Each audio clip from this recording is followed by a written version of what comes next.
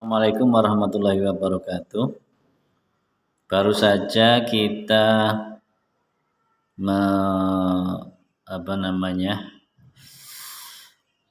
menghadapi atau ya menerima berita yang cukup viral terkait gagalnya Indonesia sebagai tuan rumah Piala Dunia U20 ya. Ya mungkin terkait dengan kebijakan luar negeri Indonesia. Di satu sisi ada kepentingan anak-anak bangsa kita, anak-anak muda kita yang harus kita wadahi, kita fasilitasi. Tapi di sisi lain ada permasalahan politik luar negeri yang itu langsung mengacu dasarnya konstitusi ya, Mukadimah Undang-Undang Dasar tentang penjajahan, anti penjajahan, yang aplikasinya adalah harus menolak satu negara yang ikut dalam yang harus hadir dalam event itu dan kita sebagai tuan rumahnya. Hal ini menjadi polemik, akhirnya FIFA, Federasi Dunia Sepak Bola Dunia ini membatalkan Indonesia sebagai tuan rumah. Gitu ya. Ini mungkin jadi satu catatan. Ini kita tarik nih ke sekolah ini, terutama ini sebenarnya mirip ya dengan yang terjadi dengan sekolah-sekolah terutama swasta gitu. Saya bayangkan kalau Indonesia itu adalah sekolah swasta, sementara dunia internasional, negara-negara internasional itu adalah dinas pendidikan gitu, dengan komunitas sekolah-sekolah negeri gitu. Artinya sekolah swasta itu harus pandai-pandai menempatkan diri di lingkungan sekolah-sekolah negeri yang mayoritas jumlahnya. Walaupun kita sekolah swasta dengan jumlah siswa yang terbesar, katakanlah kalau di sini kasusnya sekolah kita ada 800 siswa, sementara sekolah-sekolah negeri itu rata-rata seratusan muridnya, 180 sekitar itu, tapi jumlahnya ada 20-an dan kita sendirian. Nah, ketika kita hidup di tengah sekolah negeri ini, kita harus pandai-pandai menempatkan diri dan beradaptasi dengan mereka gitu. Ya memang banyak hal-hal yang dilematis yang harus kita tempuh gitu. Contohnya keikutsertaan kita dalam K3S, kelompok kerja kepala sekolah, itu suatu yang dilematis. Dilemanya apa? Ketika kita ikut kelompok K3S ini tentu ada biaya-biaya yang tidak harus kita keluarkan. Dan kadang biaya itu tidak logis gitu. Tidak logisnya seperti apa gitu. Contoh kalau lomba gitu, lomba FL2SN gitu. Kan umumnya lomba itu kalau sekolah mengirimkan kontingen, dia akan membiayai kontingennya kan gitu ya. Masing-masing sekolah akan membiayai kontingennya sendiri-sendiri, mendaftarkannya sendiri-sendiri gitu. Seperti itu. Berhubung ini kolektif, kegiatannya satu kecamatan, maka diputuskan biayanya per siswa gitu. Ya, sekolah kita yang muridnya 800 ya kali jumlah siswa, sementara sekolah yang muridnya 80 ya kali jumlah siswa. Akhirnya nggak logisnya di situ. Kita kontingennya sama jumlahnya, yang kita kirim 4 anak. Sekolah yang 80 itu yang dikirim juga 4 anak, yang dapat kesempatan menikmati kegiatan ini 4 anak sama-sama 4 anak, tapi biaya yang dikeluarkan oleh sekolah yang muridnya besar ya tentu besar. Ini yang tidak logis ya. Bagaimanapun itu dibahasakan tetap tidak logis. Karena dana BOS itu pada prinsipnya digunakan secara merata untuk anak-anak. Artinya satu anak dapat sekian ratus ribu per tahun, itu kan jatah satuan per anak. Nah, ini ada hal, memang dana BOS itu bisa digunakan untuk hal-hal yang sifatnya kolektif, untuk kebersamaan, tidak dibagi rata secara rata memang gitu ke anak-anak kita, tapi memang itu menjadi prioritas harusnya. Bagaimana dana BOS itu ketika dia dibelanjakan, dia bisa diakses atau dampaknya langsung atau tidak langsung bisa dirasakan oleh sebanyak mungkin anak. Jadi tidak banyak keluar untuk anak-anak tertentu. Itulah. Ada kasus lain, kami ini sekolah swasta ingin sekali mengadakan ujian itu mandiri ya. seperti PTS, seperti PAS dan lain-lain itu tidak ikut K3S.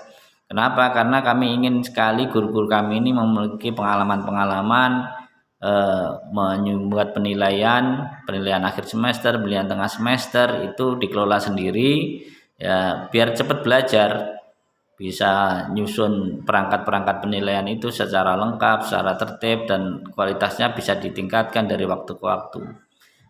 Kan menjadi lain soal ketika kita ikut K3S, kita cukup mengirim satu guru untuk menulis soal di tim di kecamatan. Akhirnya siapa yang dapat memperoleh pengalaman? Hanya guru tersebut. Ya, ini terus terang kami sangat kecewa ya dengan praktek-praktek seperti ini. Ini sebenarnya tidak mendidik. Ini terus terang kritik keras buat dunia pendidikan kita yang biasa ombyoan, bikin KKG, bikin K3S, yang bikin soal-soal PAS yang dibuat-buat bareng, hanya utusan-utusan orang untuk membuat soal, nanti soalnya dipakai bareng. Itu menurut saya membodohi guru-guru itu. Sebenarnya negara itu tidak usah jauh-jauh bikin sekolah penggerak, sekolah macam-macam ya. Ini diberesin. Artinya bikin PAS, PTS, PAS itu ya harus sekolahnya masing-masing yang bikin gitu. Ya, di situ nanti akan meningkat kompetensi masing-masing guru, bukan dikoordinir terus soalnya sama semuanya gitu ya. Jadi kita harus berani belajar tuh ya. Akhirnya gini ceritanya di sini yang mirip dengan kurang lebih mirip dengan kasus U20 ini. Kita ini ingin mengadakan ujian sendiri, tapi nggak boleh sama kelompok K3S ini. Kalau mau lepas kalian, kalau mau ikut semuanya. Dan konsekuensi dari kita ikut ujian ini, kita harus bayar per anak itu dikenai 25.000 kali jumlah murid kami 800-an, jadi 20 juta itu sekali PAS itu, PAS 1, PAS 2 ya, penilaian akhir semester 1 semester 2 ya. Untuk PTS kita dikenai partisipasi per anak 1.000 tanpa ikut tapi dikenai partisipasi. Untuk PAS kita dikenai 20 juta. Padahal kalkulasinya kalau kita mengadakan ujian sendiri internal ya, itu nggak nyampe 10 juta, nggak nyampe separuhnya. Nah itulah cost yang harus kami bayar jika ingin tetap bisa bergabung dengan K3S. Lah kenapa nggak mundur saja? Ada berapa konsekuensi yang memang cukup berat ya, mirip dengan kasus U20. Seperti kita di band tidak bisa ikut FLS 2N ya, lomba seni, festival seni itu anak-anak itu, terus KUSN, kompetisi olahraga ya di tingkat kecamatan. Otomatis kalau kecamatan saja kita nggak bisa mengakses, kita nggak bisa masuk lolos ke kabupaten. Sementara anak-anak kita banyak yang berpotensi. Ya banyaknya itu nggak lebih dari 5 anak sih. Ya demi bela nih anak yang berapa anak ini, akhirnya kita mau nggak mau ikut keseluruhan. Jadi pasnya kita ikut, nanti ada partisipasi bosnya kita ikut, nanti FLS 2SN ini pun yang dikenai seluruh anak. Jadi kali 800 anak, katakanlah 10.000 kali 800 anak. Padahal yang ikut cuma 4 anak, bayangkan. Kalau menurut kalkulasi manajemen pengelolaan ini sebenarnya sangat tidak efisien. Jadi demi mengirim 4-5 anak atau katakanlah 10 anak, kita mengeluarkan kos yang sangat besar gitu ya. Kita tidak benar sih, nanti kan dapat juara tingkat kabupaten, syukur lalu tembus sampai provinsi dan seterusnya, kan nama baik sekolah itu kan mahal, bener mahal. Tetapi kos-kos yang terkena itu kan bila dikumulasikan itu bisa jadi nggak sepadan sebenarnya,